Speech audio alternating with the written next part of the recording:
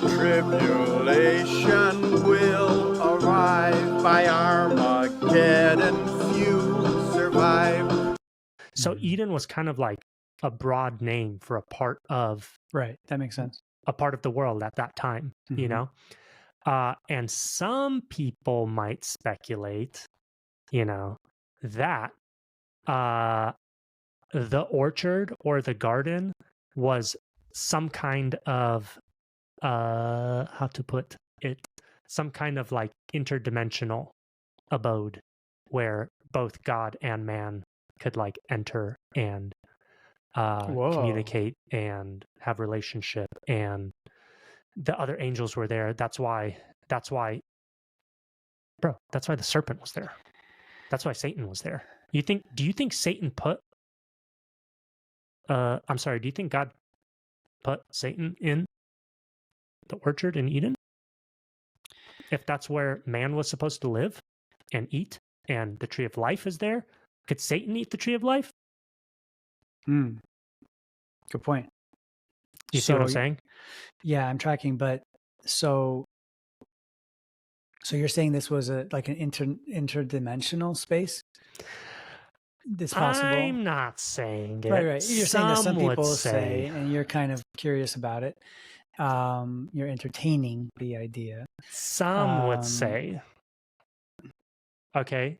And then that's the question is, was there really on this planet in 3D, was there really some kind of tree that would heal and impart a kind of immorality. Yeah, immorality. There's probably a lot of trees that impart immorality. Yeah, there you go. Freaking tree They're huggers. called shrooms. Oh, I see where you're going. You see where I went? Right. We went totally different directions with that. Oh my God. Oh man. Okay, so is there a tree that can impart healing and immortality in this realm? Like, is that actually possible? And is there a tree that imparts knowledge of good and evil in this dimension, in this reality?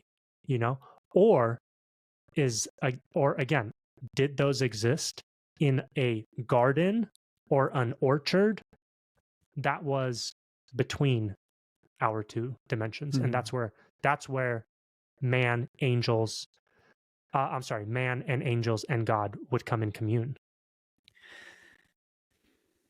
You know what I'm saying? So then when he put the fire and the flaming swords or something, or flaming around the garden, the cherubim with the flaming swords, that's when, well, I mean, obviously even cherubim is a kind of a dead giveaway for that, right? Because we don't see cherubim. Dead giveaway. Right? I mean, so where are the cherubim with the flaming swords today? They're in dimension number whatever, not in ours. And so that makes a lot of sense right there. But then was there an event where, well, like he said, he cast him away from the garden, right? After they sinned? Yeah. Did he cast him away? Okay, so we're in chapter 3, verse 20 again. This is what we just read. 21. God made garments from skins for Adam and his wife and clothed them. And the Lord God said, now that the man has become like one of us, knowing good and evil, let him not be allowed to stretch out his hand, take from the tree of life, and eat and live forever. So the Lord God expelled him from the orchard in Eden to cultivate the ground. He wasn't even kicked out of Eden. Yeah, just the orchard. He's kicked out of the orchard, orchard, the garden, whatever you want to call it. Okay. To cultivate the ground from which he had been taken. When he drove the man out, he placed on the eastern side of the orchard in Eden, back up? angel sentries. Back up. Sorry. So he cultivated the ground only then? He started cultivating the ground? So the Lord God expelled him from the orchard in Eden to cultivate the ground from which he had been taken.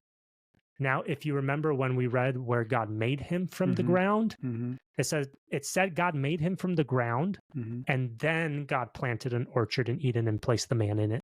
So now he's back from the ground where he was taken. It's not even the ground in Eden. I'm sorry, it's not even the ground in the orchard. In the orchard, in the garden. You see what I'm saying? Even Yeah, more 'cause he reason for expelled me. him after that. Yeah, Even more reason for me to believe that it could the be. orchard Yeah. wasn't even the same ground from Yeah. which Adam was created. Ooh, You see what I'm this is saying? good stuff, man. This is good stuff. He placed on the eastern side of the orchard in Eden angel sentries who used the flame of a whirling sword to guard the way to the tree of life. Pretty interesting stuff, bro. And then, I mean, shoot, if you remember months ago, we read this one passage in Ezekiel where it talks about the breastplate that Lucifer wore and how he was a high and mighty cherubim and he was in the Garden of Eden. Right. Do you remember that? Yeah, totally. Yeah. Dude, So he was in I that. almost want to read it again with this context in Find mind. it, dude. Find it. I don't mind. Okay. So he's in that. He's in the garden while you're. Okay, so it's Ezekiel 28. Is starting in verse 11 is where he starts talking to the king of Tyre. The first 10 verses, he's chastising the prince of Tyre, and now he's talking to the spirit behind Tyre, right? The king. The Lord's message came to me, Son of man, sing a lament for the king of Tyre and say to him, this is what the sovereign Lord says. You were the sealer of perfection, full of wisdom and perfect in beauty. You were in Eden, the garden of God. So this is while he was still in his original state, it sounds like, when he was still perfect. Yeah, perfect. When he was still, you were the sealer of perfection. Oh, no, the ESV says signet. Signet of perfection? Yeah. That's interesting. That's God's mark of perfection in his creation was this dude. Yeah. That he's now chastising, the king Right. of Tyre, okay, who was in Eden, in the garden, in the it says you were orchard. in Eden, the garden of God. In Eden, comma, the garden of God. Exactly. That's a really good point. So verse 13, you were in Eden, the garden of God. Every precious stone was your covering, the ruby, the topaz, the emerald, the crystallite, onyx, jasper, sapphire, turquoise, beryl. Your settings and mounts were made of gold. And on the day you were created, they were prepared for you. I placed you there with the anointed guardian cherubim. I placed you there with the anointed guardian cherubim. Where's there? In the garden. That's what it sounds like. Yeah. With the cherubim. This is the second reference now that we have. The first was in Genesis where the cherubim were placed as guardians. And yet again, here they are. They're guardians. They're already there. Right. I placed you there with an anointed guardian cherubim. You were on the holy mountain of God.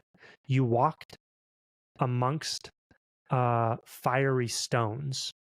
So I wonder if this is still in Eden or if this is something else. I placed you there with an anointed guardian cherubim. You were on the holy mountain of God. You walked about amidst fiery stones. You were blameless in your behavior from the day you were created until sin was discovered in you. In the abundance of your trade, you were filled with violence and you sinned. So I defiled you and banished you from the mountain of God. The guardian cherubim expelled you from the midst of the stones of fire. Dude, what the heck is going on? Yeah, ESV has it differently. It says, so I cast you as a profane thing from the mountain of God, and I destroyed you, O guardian cherub, from the midst of the stones of fire. Okay. Well, either way, we have some additional details here. It says that he was cast from the mountain of God, right? So is it do you think it's a stretch that when he's talking here in verse 14, where he says, I placed you there with an anointed guardian cherubim, comma, you were on the holy mountain of God, comma, you walked amongst the fiery stones. Do you think that this mountain of God was in Eden? I mean, in the orchard, in the garden? I almost have to say yes, because when I say no, I don't have a reason why. Like I can't, because it goes right from garden to mountain of God. Right. Yeah. It doesn't, there's no separation. There's no, the way I read it, it's inclusive in the garden. Yeah. Okay. Holy mountains, high places, Mhm. hilltops in the Old Testament, those were always revered as like divine places of worship. Mm.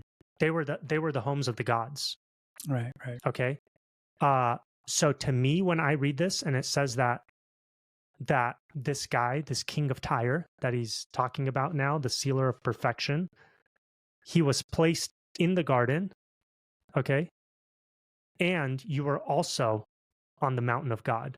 Like, to me, it almost sounds like he had access to this mountain of God. Mm. Adam and Eve weren't going up no mountain. Right. They weren't in This guy was. Yeah. Okay. And it also says you walked about amidst the fiery stones.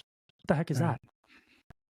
Dude, to me, these are some details that might be important to get some like proper context. So, okay, going back to the original question of where, right? Where the garden is, or where Eden is really also.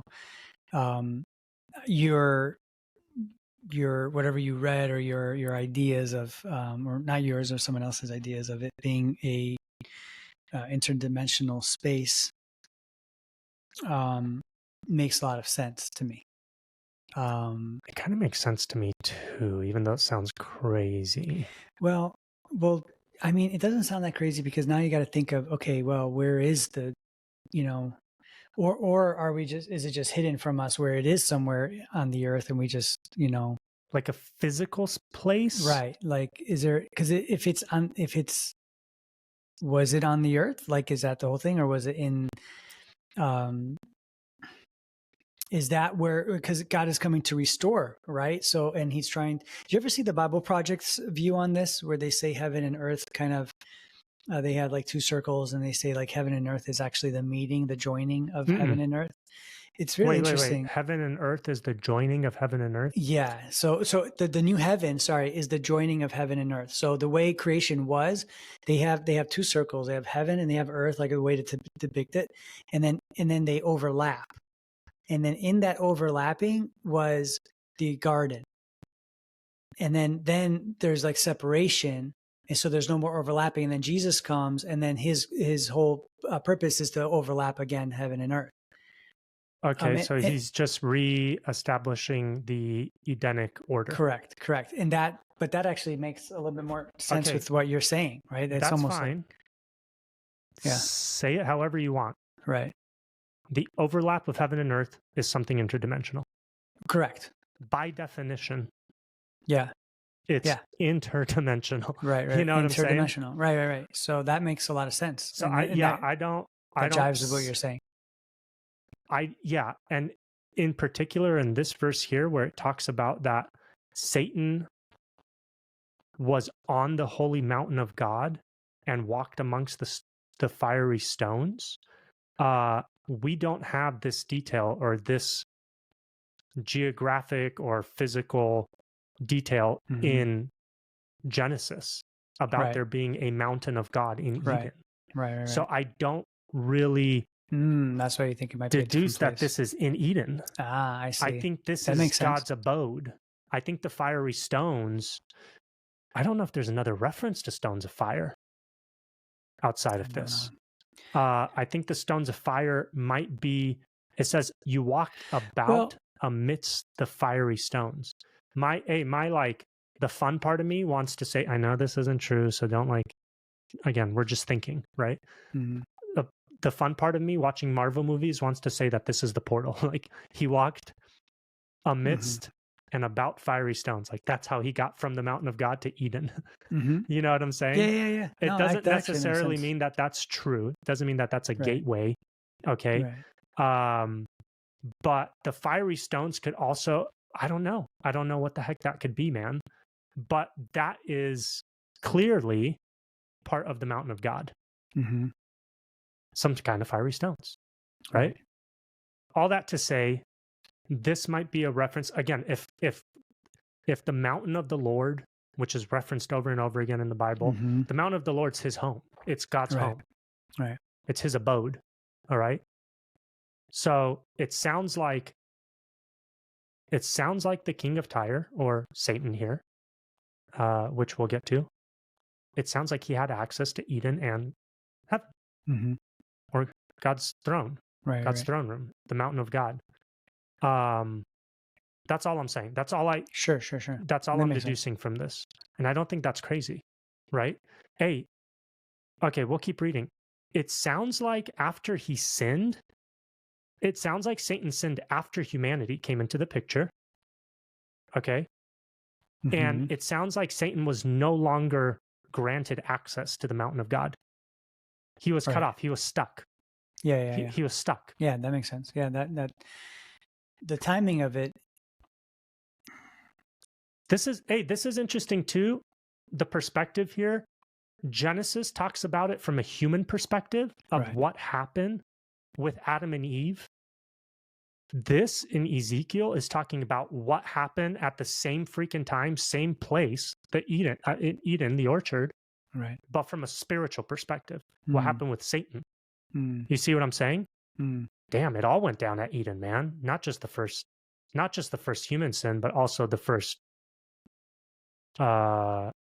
supernatural sin, or whatever you want to call it, angelic sin. Yeah, it all happened at Eden. Right. That blows my mind though. Like, dang, unrighteousness, sin was found in you, right? Like, yeah. In ESV it says unrighteousness. Like, whoa, like that's a whole nother like question I have. Like, how the heck was unrighteousness found in? Well, okay, let's keep reading. You were blameless in your behavior from the day you were created until sin was discovered in you. In the abundance of your trade, you were filled with violence, and you sinned. So in the abundance of Satan's duties, in the abundance of his job, in the abundance of his trade, it says trade here. I doubt they're talking about bartering. Trade also refers to job, work, position, authority. So in the ESV, when in the Strongs, it says merchandise, traffic, trade. For merchandise, for trade, when it's highlighted. I'm just saying the word trade also often it doesn't negate that it means trade. Yeah. It's also just, like it's used as work, a service, a work. Yeah. Right. Like what trade are you in? Yeah. The mechanical trades, right? Like electrical trade, the HVAC trade. Sure. So as a result of, or in the midst of his work, his trade, his authority, his role, whatever he was doing, he was filled with violence, and you sinned. So I defiled you and banished you from the mountain of God. The guardian cherubim expelled you from the midst of the stones of fire. This is, okay, I looked it up. These are the only two verses that talk about the stones of fire. And it's only a reference to Satan's position on the mountain of God, from which he was banished. And then he was thrown from the midst of the stones of fire. So the stones of fire are something in God's throne room, something in the heavenly space. I don't know what you want to call it, right? And Lucifer, or Satan, was amongst them. Then he got cast out and no longer had access to the mountain of God. And what a coinkerdinker. That's where Satan gets picked up in the book of Genesis. He's in the freaking garden. He didn't get kicked out of the garden. He just lost access to the mountain. He lost access to the throne room. Right. See what I'm saying? And that's why the serpent, it could be separate places. Yeah. That's why I think it's two separate places. And that's why the serpent is waiting for Eve in the freaking garden, because he's stuck. He can't go back. Right. How crazy is that? And then the same freaking cherubim that kicked Lucifer, or that kicked Satan. I don't like using the term Lucifer because it's only found in the King James Version, and it's a mistranslation. They like anthropomorphized a word they couldn't translate, came up with the name Lucifer, and somehow I it's did not know stuck, that. but it's not in Okay. other translations. Interesting. Yeah, sorry, I'm a dork. No, that's really interesting. So it's in here, the guardian cherubim expelled Satan from the mountain and from the midst of the stones of fire. And then guardian cherubim are put at the east entrance of Eden. Right. Or I'm sorry, of the orchard. The orchard, yeah. It might be the same freaking, like, it's a punishment on the divine sin and it's a punishment on the human sin. And the people that are carrying out the punishment and that are carrying out the protection are the same freaking cherubim.